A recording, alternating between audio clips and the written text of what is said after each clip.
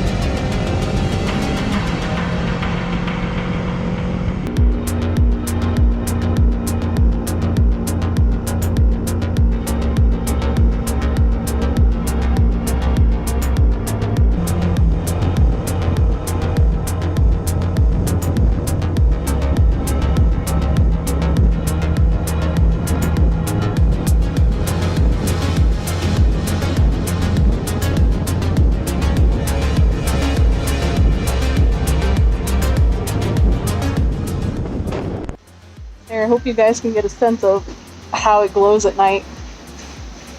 It's pretty bright. Here, I'll put it down.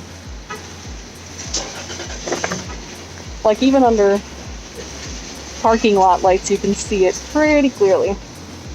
Ooh, and through the magic of editing, we are back in the living room.